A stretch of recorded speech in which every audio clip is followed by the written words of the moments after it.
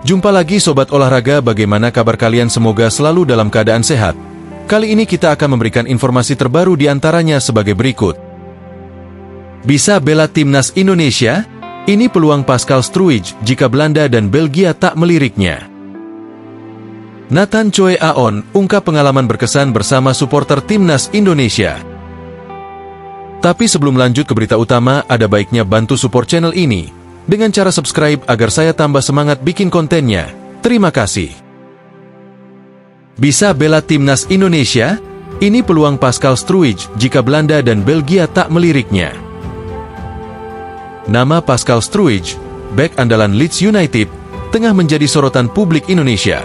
Banyak yang bertanya-tanya, apakah pemain berusia 25 tahun ini bisa memperkuat timnas Indonesia lewat jalur naturalisasi?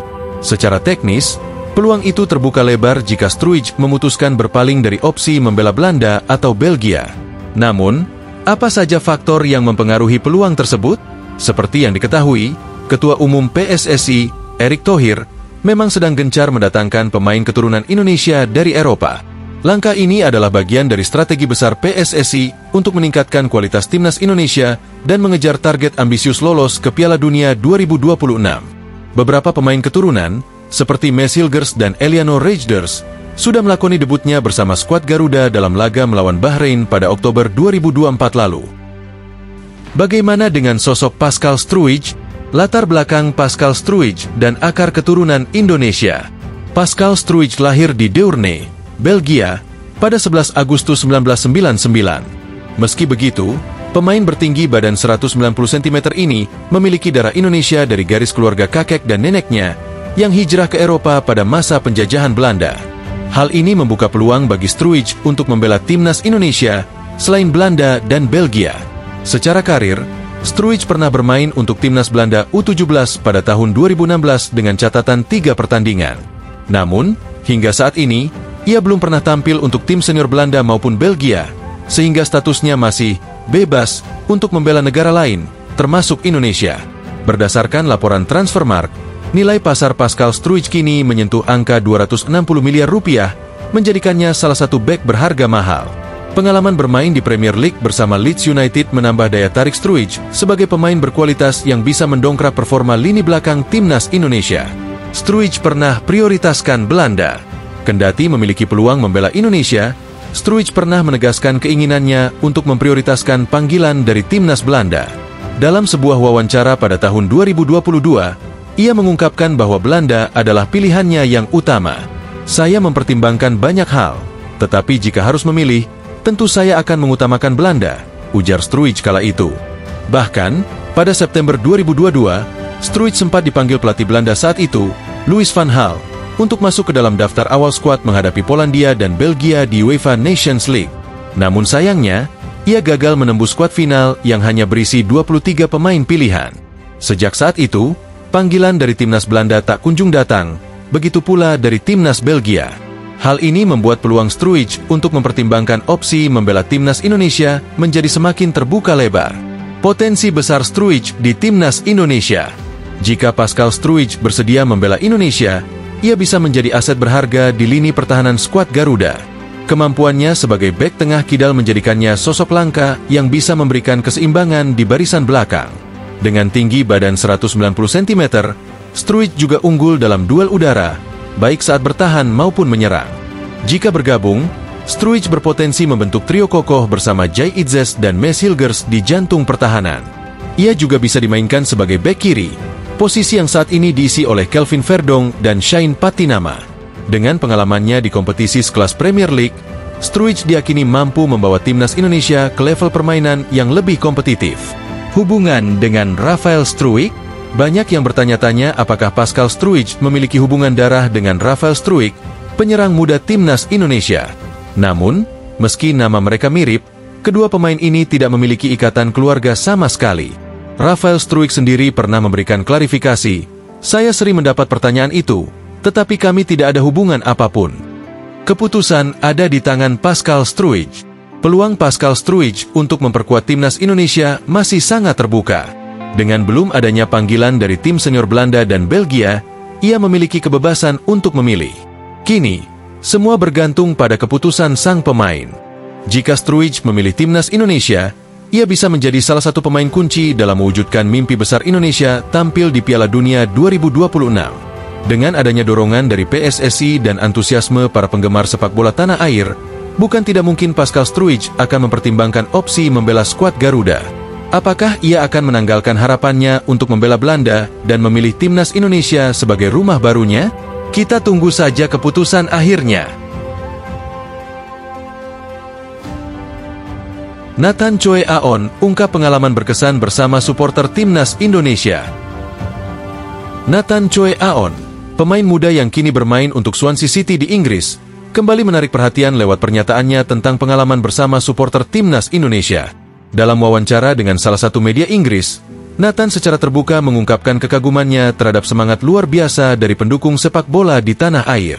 Nathan merasa antusiasme supporter Indonesia begitu berbeda dibandingkan dengan yang pernah ia rasakan selama karirnya di Eropa. Ia menyebut bahwa dukungan para penggemar Garuda benar-benar meninggalkan kesan mendalam dalam karir sepak bolanya. Kesan mendalam dari stadion hingga hotel.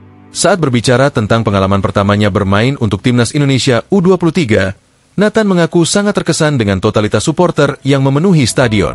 Menurutnya, suasana di stadion benar-benar memberikan energi positif yang luar biasa bagi para pemain. Ketika saya pertama kali datang ke stadion, suasananya sangat luar biasa. Saya melihat ribuan penggemar yang memberikan dukungan tanpa henti. Itu adalah momen yang membuat saya merasa bangga bisa bermain untuk mereka. Semua yang kami lakukan di lapangan adalah untuk memberikan kebahagiaan bagi mereka, ujar Nathan dalam wawancara tersebut. Tidak hanya di stadion, Nathan juga bercerita tentang pengalaman unik lainnya ketika bertemu para penggemar di luar lapangan. Salah satu momen yang paling berkesan baginya adalah saat tiba di hotel tim. Ia mengaku terkejut dengan banyaknya supporter yang rela menunggu hanya untuk memberikan dukungan. Saya belum pernah melihat hal seperti itu sebelumnya. Ketika tiba di hotel, ada begitu banyak orang yang menunggu kami. Jumlahnya jauh lebih besar dibandingkan apa yang biasa saya alami di Belanda. Itu benar-benar membuat saya kagum, ungkapnya. Motivasi untuk berprestasi lebih tinggi. Nathan menjelaskan bahwa dukungan luar biasa dari para penggemar tidak hanya menjadi momen berkesan, tetapi juga menjadi motivasi besar baginya untuk tampil lebih baik. Ia merasa, semangat yang ditunjukkan para supporter adalah salah satu kekuatan utama yang mendorong para pemain timnas Indonesia untuk terus berjuang di setiap pertandingan. Melihat dukungan seperti itu, saya merasa harus memberikan yang terbaik di lapangan.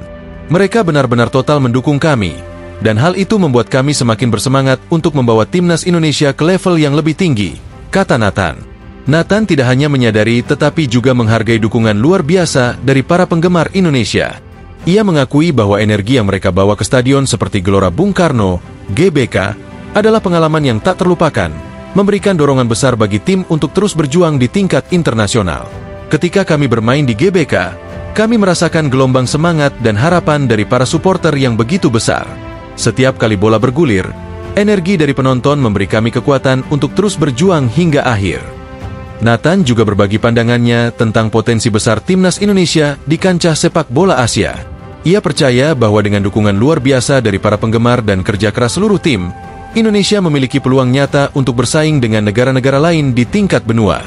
Kami punya kesempatan besar untuk membuat nama Indonesia dikenal di sepak bola Asia.